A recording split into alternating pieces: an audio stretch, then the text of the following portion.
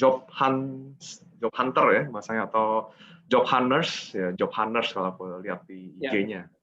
Job hunters semua.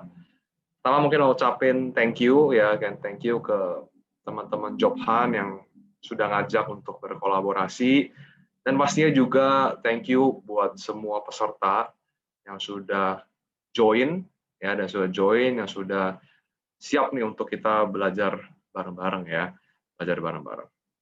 Hari ini ya seperti judulnya, objektifnya itu saya akan share ya pengalaman dan beberapa pointers terkait dengan management trainee, supaya teman-teman ini bisa tahu nih prosesnya seperti apa sih yang perlu dipersiapkan, sehingga di akhir nanti pas teman-teman apply, teman bisa dapatkan posisi MT dari perusahaan yang teman-teman dambakan ya. Jadi itu objektif hari ini. Dan kalau ada pertanyaan ya feel free untuk tulis langsung di kolom chat, nanti kita akan bahas di akhir ya, kita akan bahas di akhir. Oke. So buat yang belum kenal ya, ini sedikit perkenalan diri. Jadi nama saya Kenny Hutomo, bisa dipanggil Kenny. And right now saya di L'Oreal Indonesia sebagai New Channel Development. Previously di tahun 2019 sebagai MT ya, MT L'Oreal di tahun 2019 di divisi komersial. Selain di L'Oreal, saya juga pernah MT di Hutchison Indonesia sebagai my first company after graduation. Lalu saat kuliah ya ada beberapa kali lah ya, ada 5 kali magang di 5 perusahaan berbeda di berbagai industri. Dari segi edukasi, lulusan dari Universitas Indonesia, jurusan komunikasi, mungkin sini ada jurusan komunikasi ya, boleh tulis di kolom chat. Dan bersyukur ya bisa lulus 3,5 tahun dengan award highest GPA dari Fakultas Ilmu Sosial dan Ilmu Politik. Nah ini sedikit gambaran aja lah ya terkait dengan UMI in a nutshell. Nah hari ini agendanya itu ada 3 teman-teman ya, ada 3 agenda besar.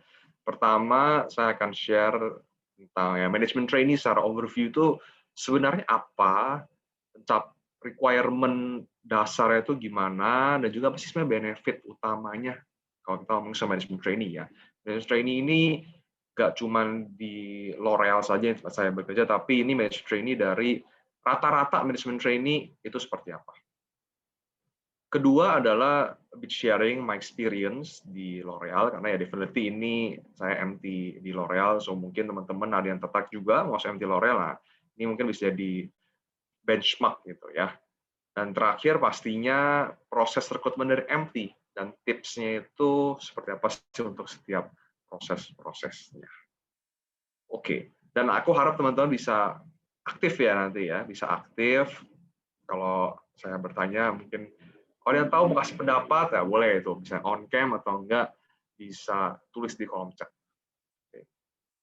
Oke. Jadi yang pertama nih, apa sih itu manajemen trainee? Apa itu manajemen trainee? Ada yang mau jawab nggak di ini, di kolom chat? Atau ada yang mau on mic? Kasih waktu 10 detik ya. Ada yang mau sharing? Apa sih manajemen trainee itu? Soalnya udah tahu semua gitu, tahu semua ya. Kita langsung get to the business aja nih, nggak usah opening ini lagi. Ayo, ada yang tahu nggak apa itu manajemen trainee? Ayo, ada yang mau jawab bisa langsung. Program akselerasi, oke, bisa. Program yang disiapkan perusahaan untuk mencetak pemimpin perusahaan dari Cindy, oke. Program akselerasi untuk fresh grad di perusahaan tertentu, betul juga karena nggak semua perusahaan. Ada lagi?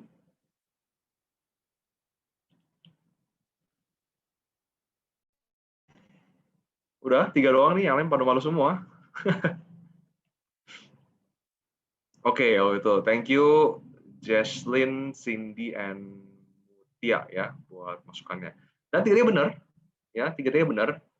So management training itu pada dasarnya adalah sebuah program eksklusif buat fresh graduates yang memberikan mereka itu on the job training di berbagai bidang dan juga adanya evaluasi secara intensif ya, di seorang management trainee itu.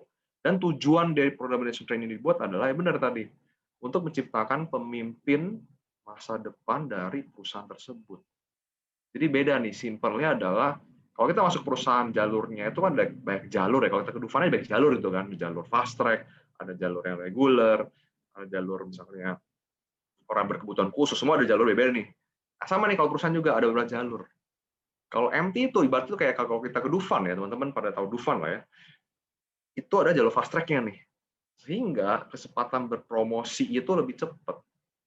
Nah, ini kita bahas di benefit nanti ya. Jadi kira-kira tuh seperti itu kan, tujuannya pun adalah ya mencetak pemimpin masa depan perusahaan. Dan kata management trainee itu nama program ini tuh sebenarnya kalau sekarang teman-teman cek di Google gitu ya, itu ada berbagai versi yang berbeda. Nama-namanya ada yang management associate program, future leaders program, graduate program, global leaders program, officer development program. Ini it's actually under the same umbrella, which is management trainee program. Ini cuman istilah aja lah ya, istilah-istilahnya aja. Nah, jadi secara dasar itu inilah management trainee, teman-teman. Ya. Kemudian next-nya adalah sebenarnya kalau kita ngomongin management trainee itu apa sih sebenarnya benefit-nya gitu? Keuntungannya apa sih kalau kita jadi MT? Nah, yang pertama adalah career promotion.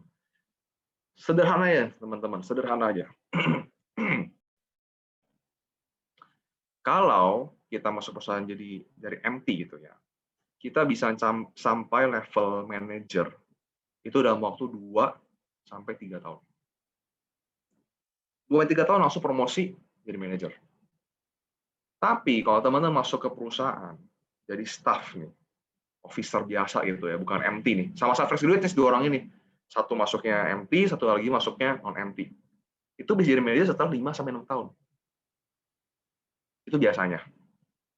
Jadi kalau teman-teman MT ya itu career promotion itu lebih cepat. 2 kali lipat lebih cepat dibandingkan dengan ketika join sebagai staff or officer biasa di perusahaan. So it's the first benefit. Second benefit yang utama adalah competitive compensation and benefit.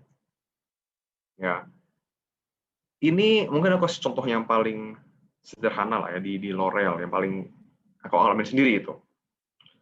Di L'Oreal, sama-sama fresh graduate nih, sama-sama fresh graduate, satu masuknya officer, satu masuk MT. Benefit yang paling bisa kita ukur adalah salary, benar ya, salary.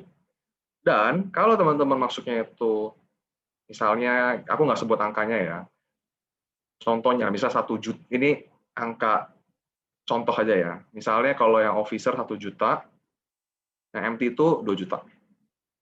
So it's double. Ya, gaji MT itu mostly itu 70% sampai 100% lebih tinggi dibandingkan staf biasa. Di secara gaji itu ya hampir 2 kali lipat, bahkan di beberapa perusahaan 2 kali lipat, contohnya di L'Oreal.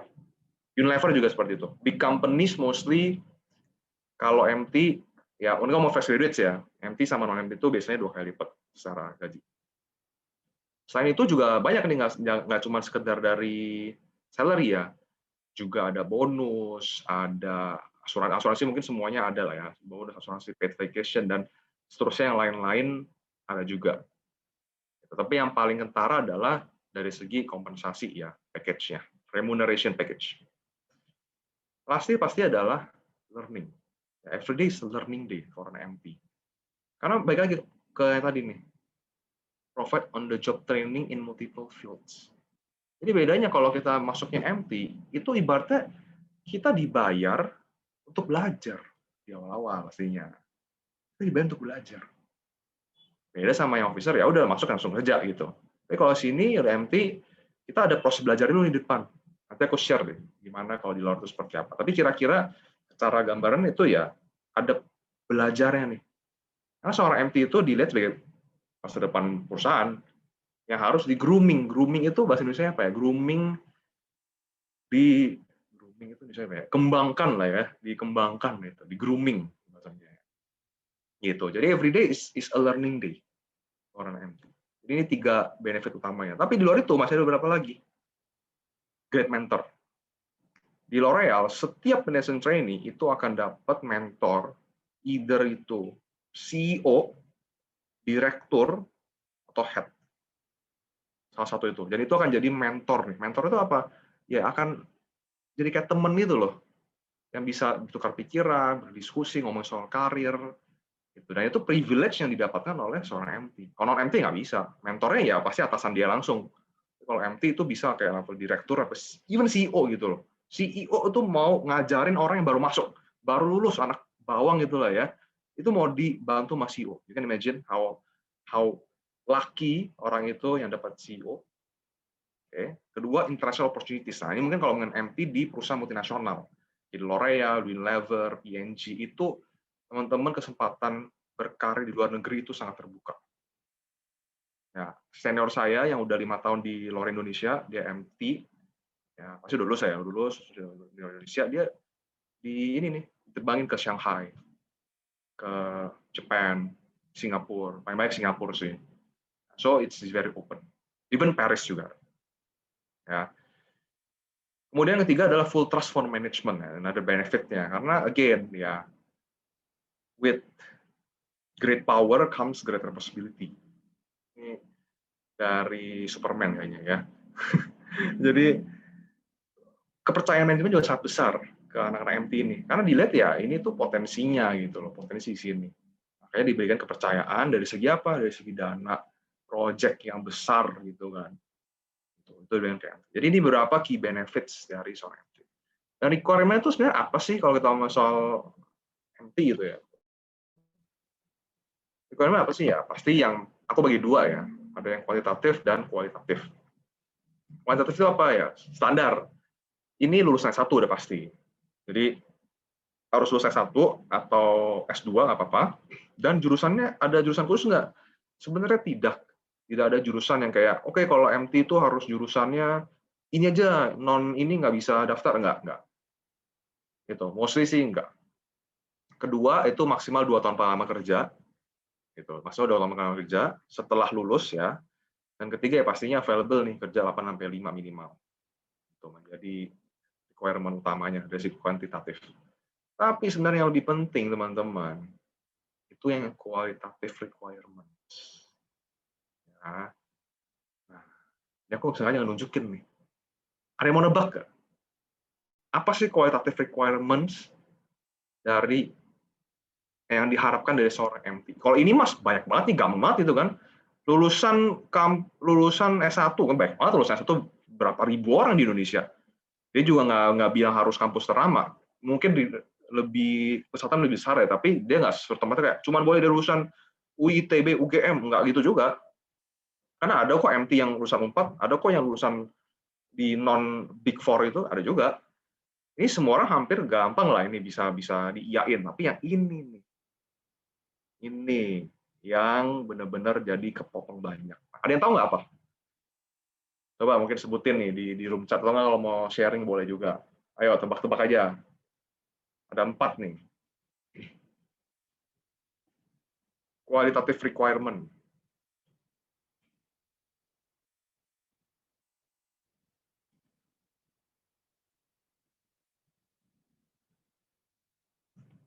Ada? Leadership, growth mindset, fast learner, can do attitude, oke, agile, oke, ada yang mudah benar, ada lagi yang mau nebak-nebak, apa sih waktu 10 detik lagi,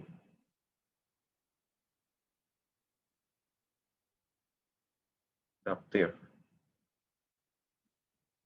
resilience, oke, ada yang belum nih, masih ada yang belum, strong academic background, oke, could be, tapi ini kuantitatif ya. Ada lagi mau nebak? Last, aku tunggu 5 detik lagi. Prestasi, siap, management skill. Oke. Terima kasih teman-teman semua yang udah sharing ya. Ada yang udah benar, thank you. Pertama, ini teman-teman, communication. Gak ada yang sadar deh. Ini kesannya tuh sederhana loh. communication gitu ya. Komunikasi ngomong, tapi ternyata nggak semua orang jago komunikasi gitu. Communication di sini adalah nggak cuma sekedar ngomong, tapi gimana how you have this effective communication skill. Apa itu efektif? Satu, key message jelas. Kalau ngomong itu panjang kayak lebar tinggi, tapi ya ada isinya gitu loh. Apa sih yang mau sampaikan? Jangan sampai kita udah ngomong terus dijawabnya, jadi maksud lo apa?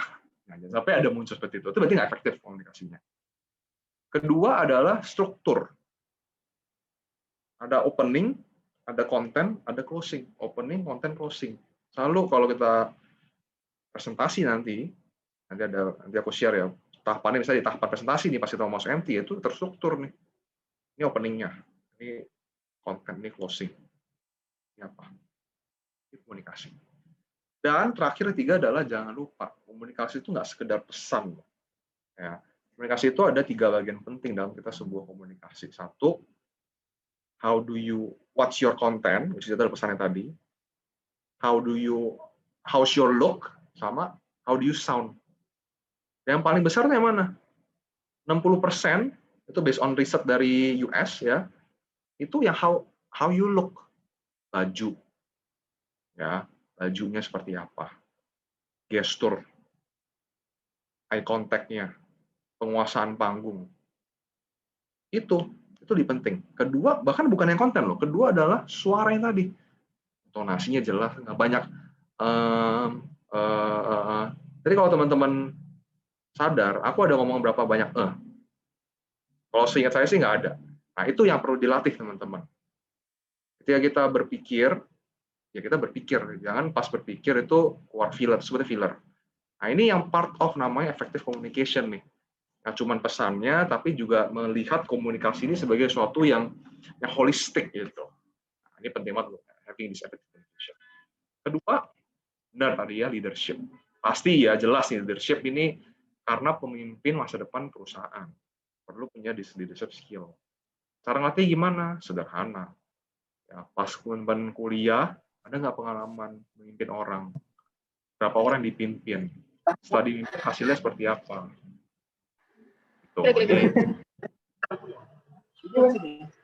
Ini boleh tolong di-mute dulu. Oke, thank you. Dan yang ketiga adalah, itu udah disebut juga ya, analytical thinking skill. Gimana sih kita bisa ngelihat masalah, terus bisa bukan langsung juga sih ya, at least bisa memprosesnya lah ya, menjadi sebuah solusi nih. Jadi biasakan teman-teman ya, cari masalah ya, udah gitu ya. Biasakan kalau nggak sesuatu itu solution oriented.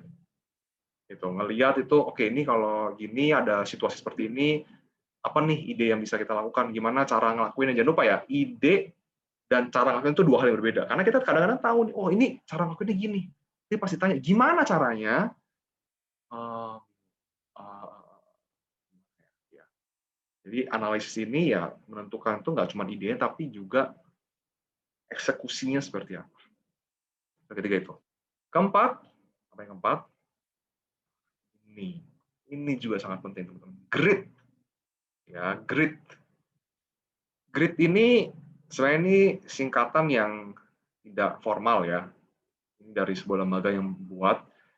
Tapi secara garis besar nih saya cukup setuju. Makanya saya put di sini. Grit ini sebenarnya Indonesia itu adalah ketekunan ya. Ketekunan, tahan banting. Terdiri 4 ini. Guts, resilience, initiative, and tenacity. Tenacity itu konsisten gitu lah ya. Bisa bekerja dengan kualitas yang sama dengan waktu yang cukup panjang. Tidak menurun kualitasnya, tenacity-nya tinggi. Tekun, bahasa Indonesia tekun. Inilah grit ini. Ini dicari karena ya bagi lagi tadi, with great power comes great responsibility, and great responsibility itu butuh orang-orang yang tekun, konsisten, dan berani.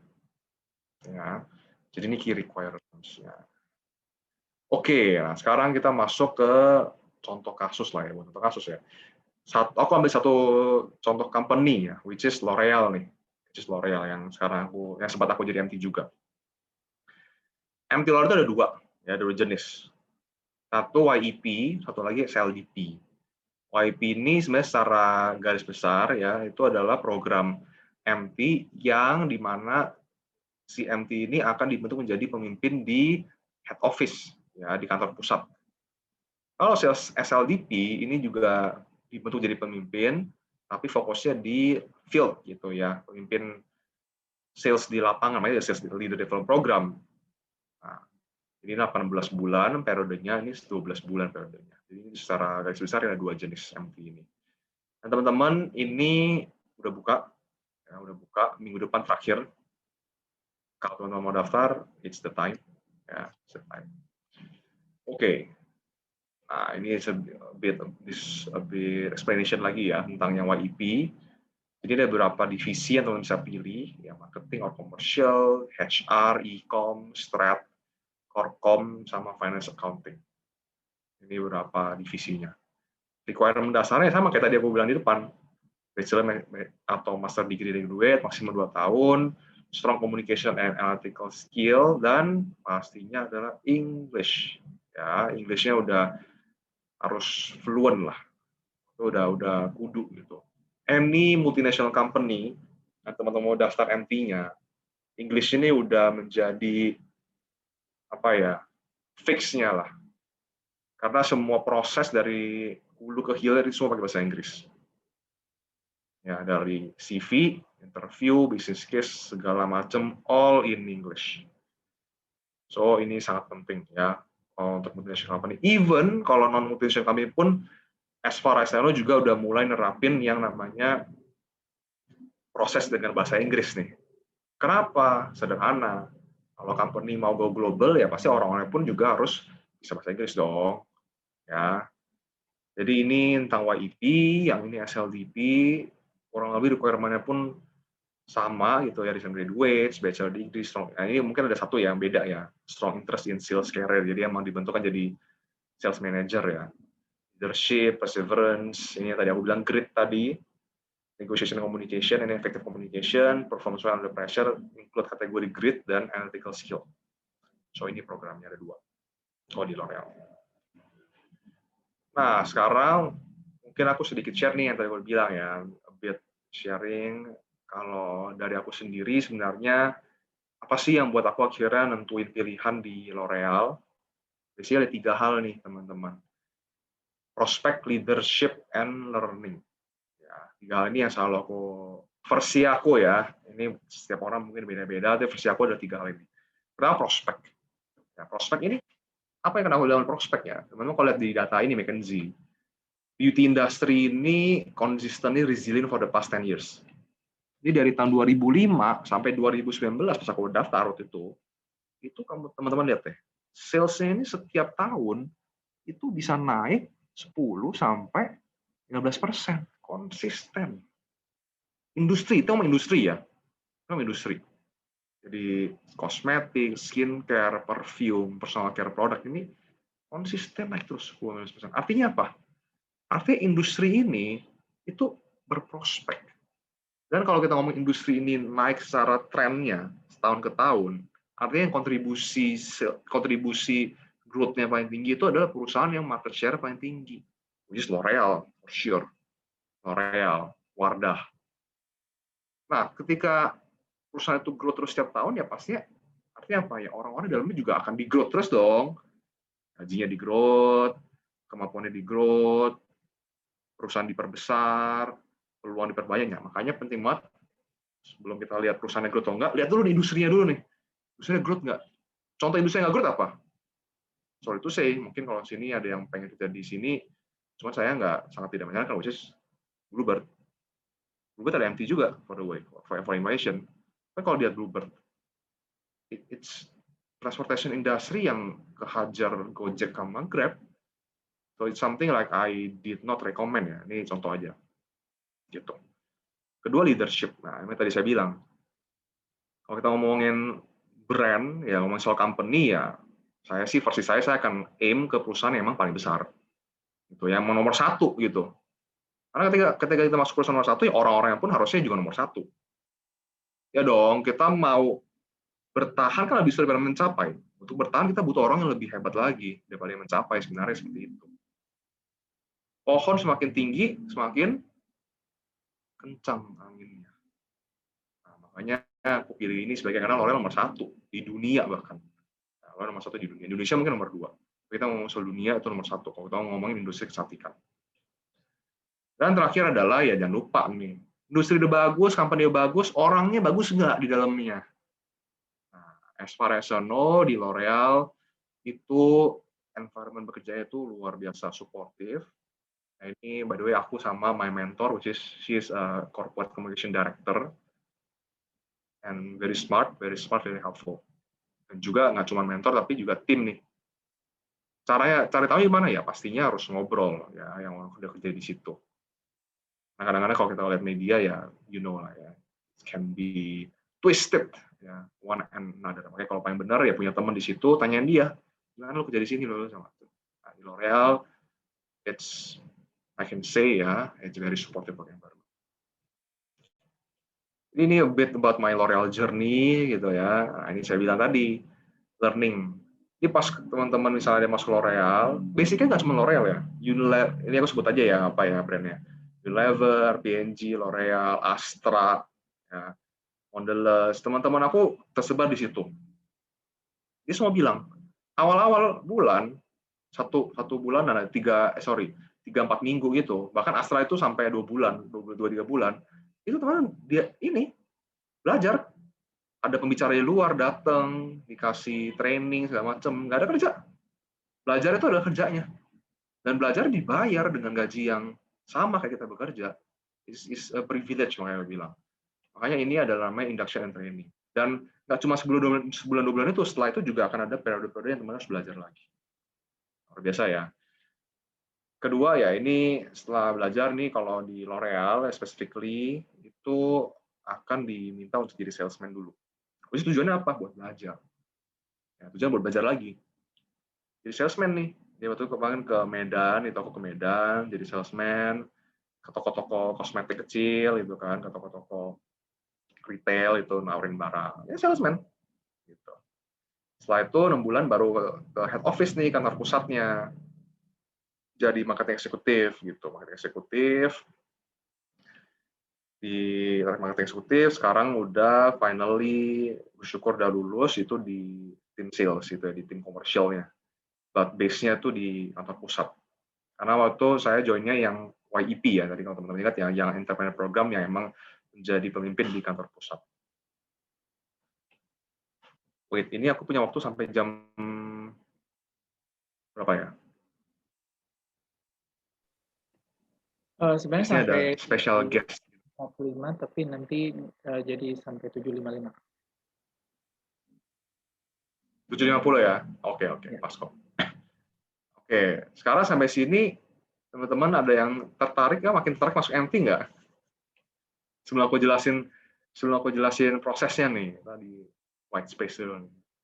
Kalau nggak ada yang tertarik nih, udahlah. Desire tertarik. Salsabila, oke. Cuma 2 nih. 4.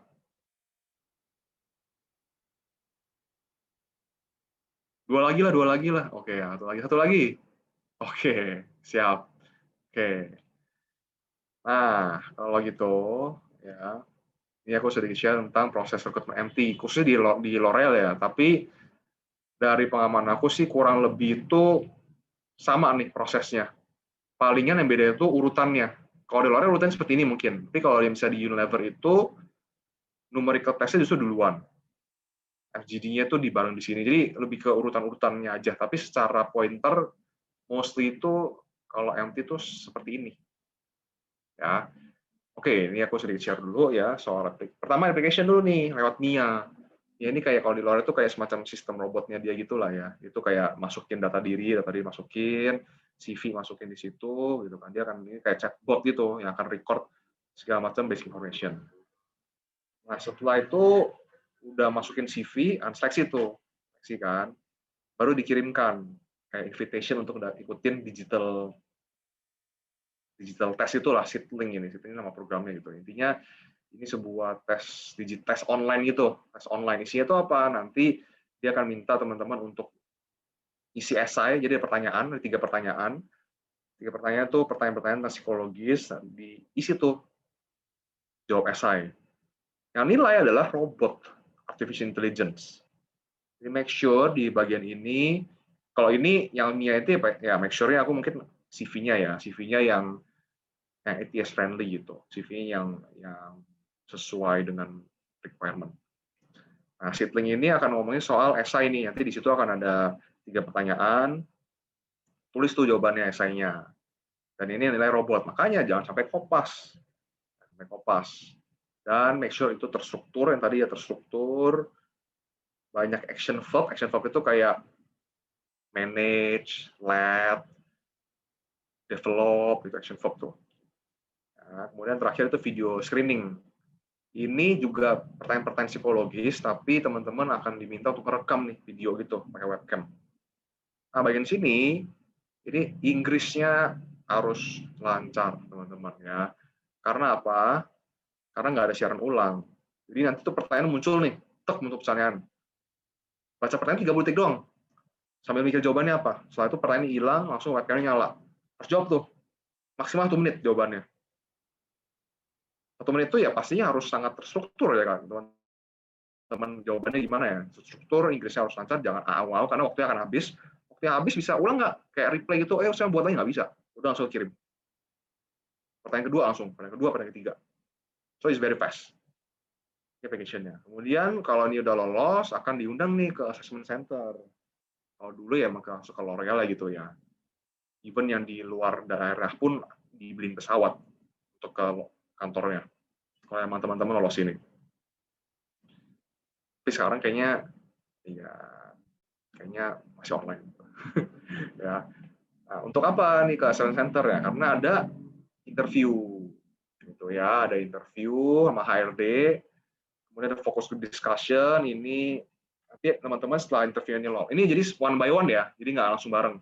Ini semua yang diundang ke L'Oreal ya, ke kantor pusatnya itu akan interview semua, tapi nanti kalau yang gugur ya akan pulang, kalau yang nggak gugur lanjut ini, kalau ini lanjut lagi, kalau ini lulus lagi lanjut ini, kalau yang nggak lulus FGD ya pulang. Jadi ini one by one gitu teman-teman prosesnya. Ini interview sama HRD, focus discussion ini ya nanti dikelompokin ke 3-4 orang satu kelompok, terus dikasih kasus nih, business case biasanya, business case. Nah, itu dilihat nih teman-teman gimana cara berinteraksinya, cara ngobrolnya, cara ada ide-ide bagus nggak, dilihat gimana cara ininya lah, diskusinya sama teman-teman di situ. Setelah itu udah diskusi, buatkan kayak PPT gitu, presentasi di depan juri. Tapi presentasinya grup.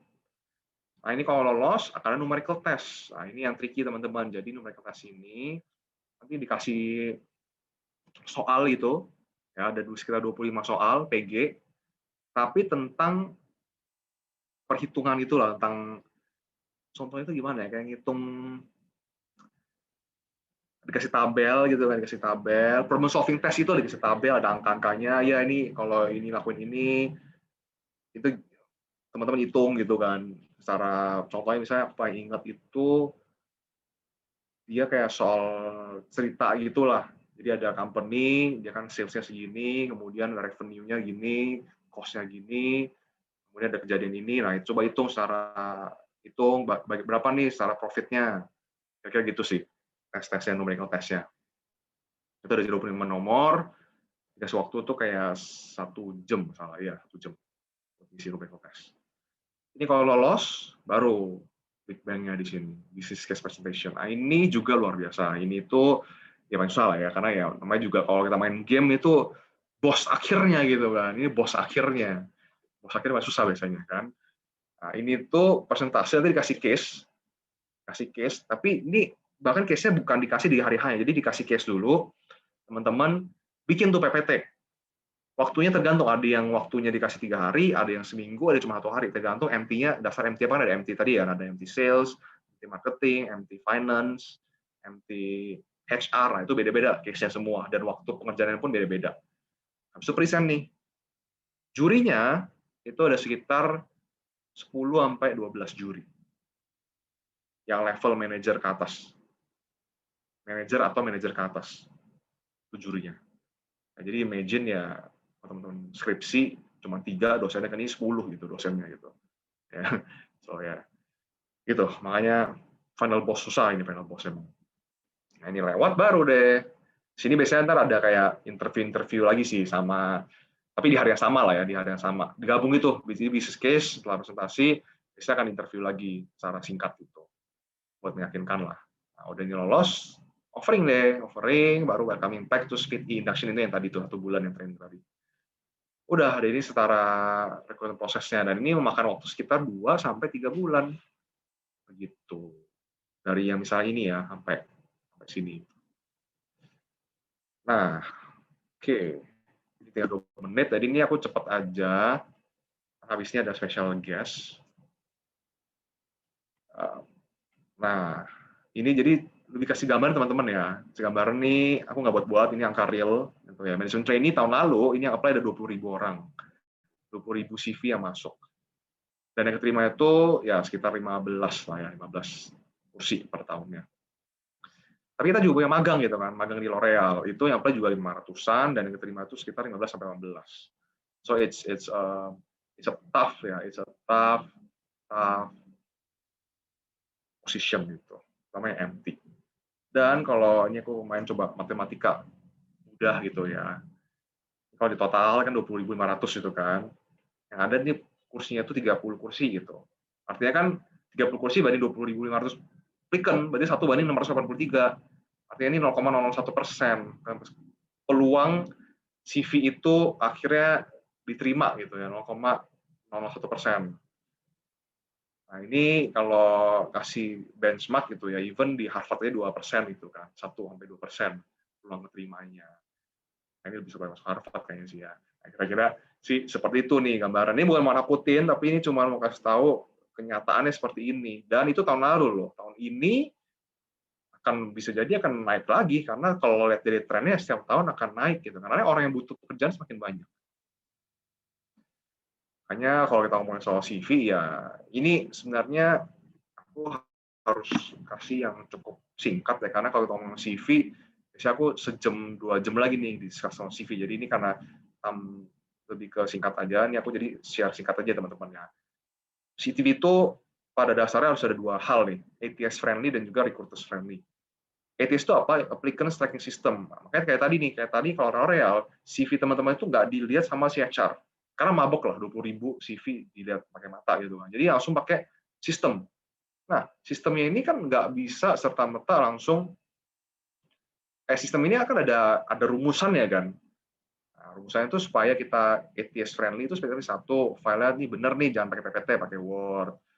Jangan taruh informasi penting itu di header atau footer karena nggak kebaca. Dan pakai optimize your resume with keywords. Nah, keywords ini sangat penting nih, yang tadi gue bilang, kayak deskripsi pengalaman kerja itu ada kayak lead, manage, develop gitu. Nah, ini kalau teman bisa pakai Wordle, ini kayak aplikasi gitu. Jangan pakai chart, image atau grafik ini karena bisa membuat ininya error, jadi nggak kebaca.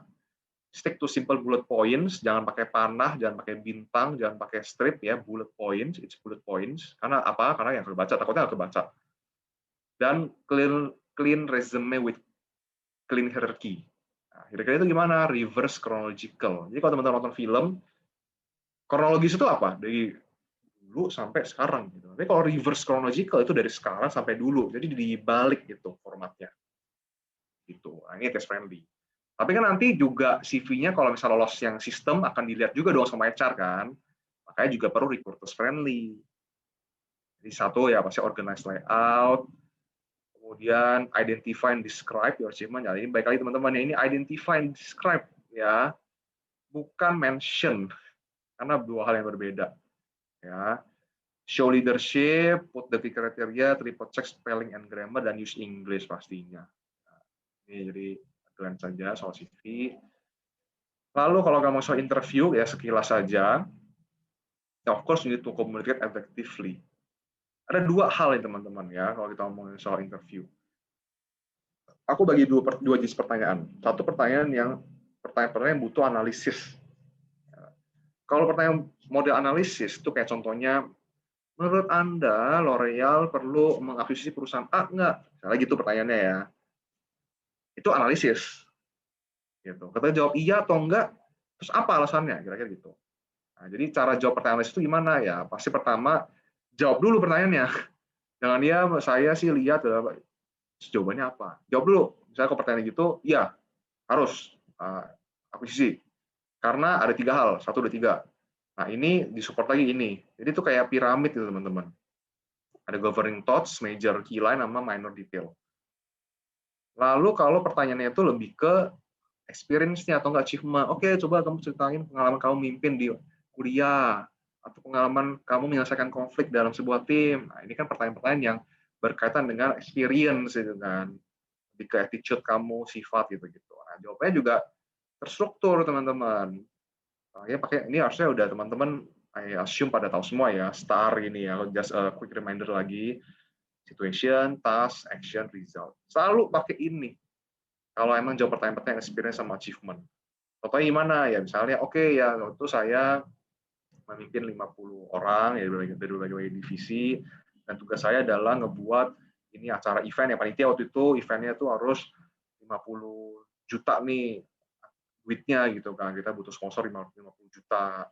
Nah, apa yang aku lakukan ya, aku setiap minggu tuh aku mimpin nih timnya, setiap minggu kita ada evaluasi, kita ada ngobrolin ini, kalau ada tim yang butuh bantuan saya bantuin, setelah itu kita sama-sama buat strategi, misalnya ke perusahaan A, perusahaan B, perusahaan C, kita butuh proposal segala macam.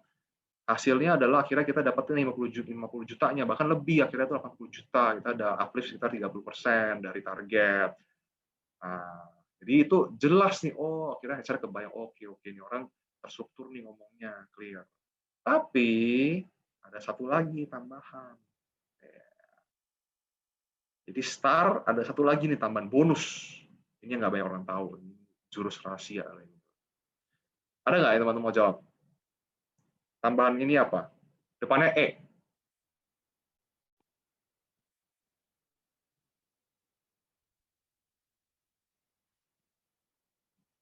Ayo, ada yang mau jawab?